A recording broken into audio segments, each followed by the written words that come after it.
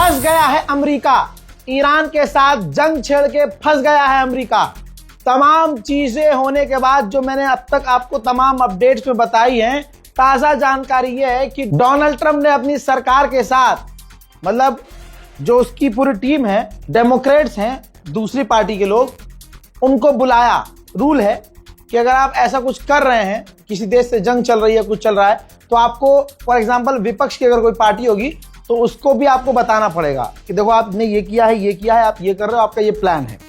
वहां विपक्ष कुछ नहीं है, वहां डेमोक्रेट्स हैं, ठीक है, दूसरी पार्टी के मेंबर्स हैं, वो भी मेंबर ऑफ पार्लियामेंट, तो उनको बुलाना पड़ेगा, बताना पड़ेगा।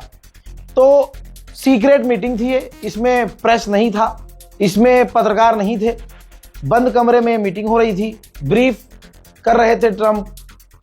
तो ये जो मीटिंग हुई, तो मीटिंग के बाद इस डोनाल्ड ट्रंप की मीटिंग में जो दूसरे नेता गए थे वो बौखलाए हुए और डरे हुए बाहर निकले। दोस्तों, मीटिंग के बाद जो पहला नेता बाहर आया और उसने मीडिया से बात करी, तो भाई इसने खुलासा किया कि अंदर डोनाल्ड ट्रंप ने, पार्टी ने डोनाल्ड ट्रंप की ये एक्सप्लेन किया है कि वो ड्रोन को नहीं रोक सकते, ड्रोन्स के लिए उनके पास कोई ऑप्शन नहीं है। बहुत डराने वाली भयावह स्थिति है, जैसा उन्होंने सोचा नहीं था उससे ज्यादा बुरी स्थिति है। उन्होंने हमें बताया, यानी ये कह रहा है कि ट्रंप ने हमें बताया कि अभी और अमेरिकी मारे जाएंगे। जी हां, अब दूसरी डेमोक्रेट जो दूसरी नेता है वो जब आई अंदर से, तो उन्होंने कहा कि ये तो हमने सोचा ही नहीं था, भयावह स्थिति है, मैं डरी हुई हूं, लेकिन अब तो और ज्यादा डरी हुई हूं। उन्होंने कहा कि ट्रंप के पास कोई प्लान नहीं है कि जंग के बाद क्या होगा, हालात बहुत खराब हैं। इनका आप बयान सुन लीजिए। I just left a classified briefing on Iran, and here's what I can say. It is so much worse than you thought. You are right to be worried. Trump administration has no plan in Iran. This illegal war is based on lies, and it was launched without any imminent threat to our nation. Donald Trump still hasn't given a single clear reason for this war, and he seems to have no plan for how to end it either. Like a lot of you, I am really angry. I am angry at what Donald Trump is doing, and I feel grief for those already killed in this unnecessary conflict. And I will keep doing everything I can to fight to end this war. ऐसे ही Trump का करीबी एक नेता है, उसके साथ तो लोल हो गया। वो मीडिया पर आया और उसने कहा कि कोई नहीं चाहता कि इजराइल के पास न्यूक्लियर हो, बोलकर वो जाने लगा। फिर उसको याद आया कि मैंने तो सच बोल दिया। फिर कहता है, एक्सक्यूज मी, मैंने क्या बोला? तो पड़ोसी ने बताया कि आपने बोला कि इजराइल के पास न्यूक्लियर ना हो, कोई नहीं चाहता कि इजराइल के पास न्यूक्लियर हो। तो उन्होंने कहा नहीं, मैं इजराइल की जगह ईरान कहना चाहता था। ये रहा video. Do you think Israel, forced the U.S.'s hand here, boxed the U.S. in on this? Look, no one wants a nuclear war. No one wants a nuclear Israel, but we certainly don't want an endless war, plain and simple. What did I say? Nuclear Israel. Oh, no. Got it. Let me say that again. No one wants an endless war, but we certainly don't want a nuclear Iran. That's for sure. Okay? At what point does the lack of DHS funding become an issue? Report यह है कि UAE के करीब एक और tanker पर हमला हुआ है। लगातार ईरान मिडिल ईस्ट के लिए खतरा बनता जा रहा है। इस ईरान की जंग का, ईरान के हमलों का असर सारी दुनिया में दिख रहा है।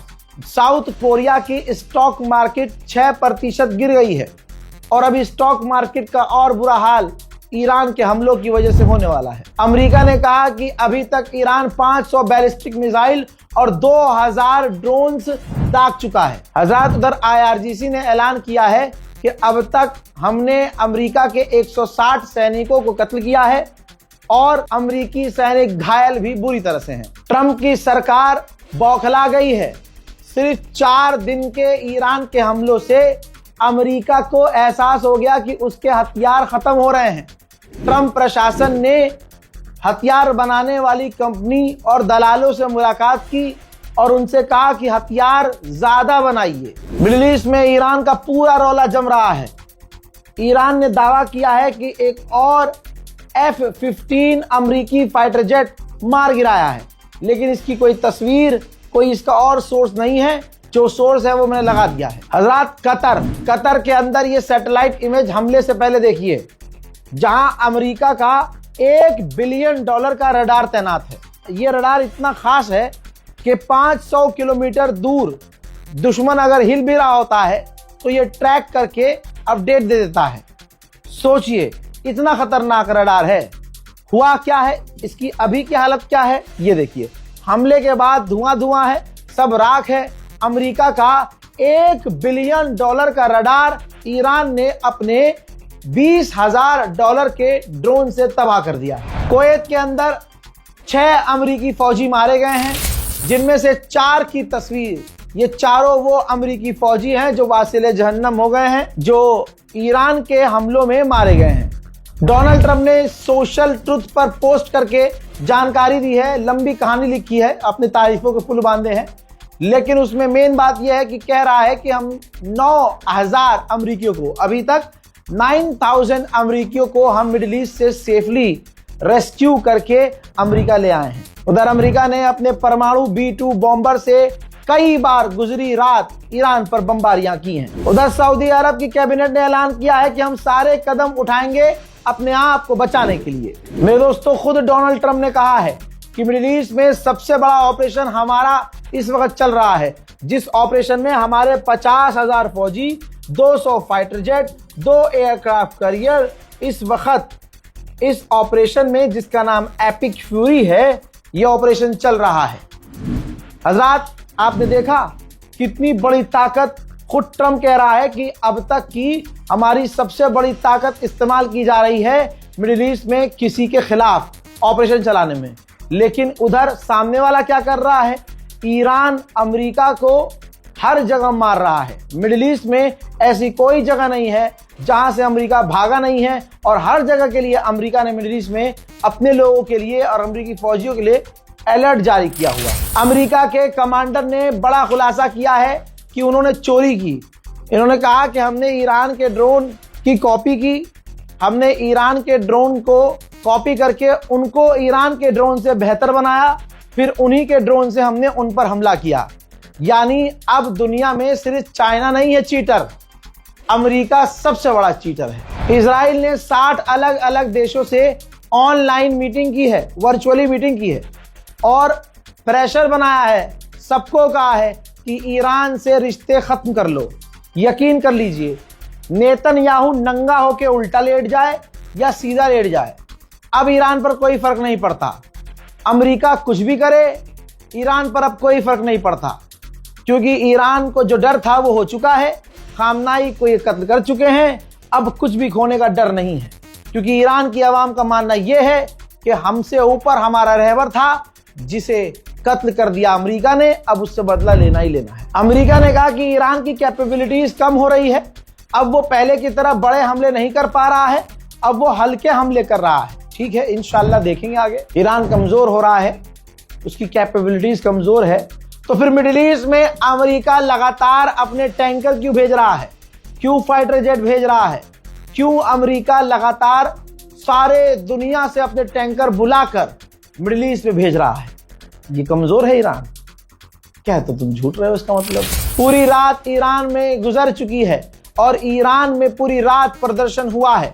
लोग डरे नहीं कि ड्रोन आकर गिर जाएगा, लोग डरे नहीं कि जैसे 160 लड़कियों को मार दिया, बच्चों को मार दिया इजराइल ने, दोबारा हम पर हमला करके सिविलियंस को मार सकता है। ईरान के शेर, ईरान की आवाम डरी नहीं, बल्कि पूरी रात ईरान की सड़कों पर अमेरिका और इजराइल के खिलाफ प्रदर्शन करती रही।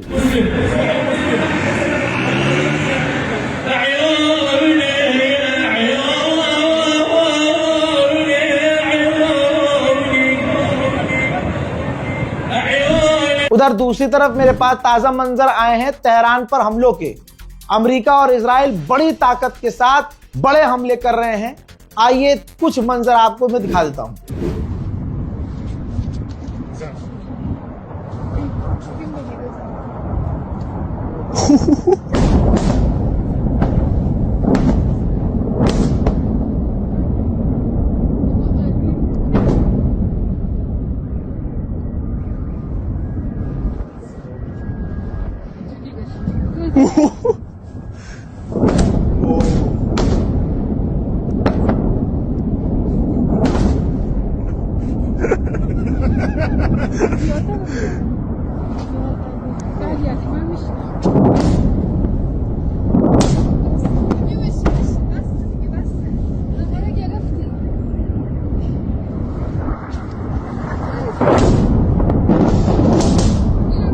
उधर अमेरिका दावा कर रहा है कि हमने ईरान की कई सारी सबमरीन समुद्र में डुबा दी। हालांकि इस पर ईरान ने अभी कोई भी क्लेम नहीं किया है। मेरे दोस्तों, ईरान स्पेशल रिपोर्ट के लिए हमारे चैनल को सब्सक्राइब कीजिए, इस रिपोर्ट को शेयर कीजिए, अपनी राय कमेंट में जरूर लिखिए।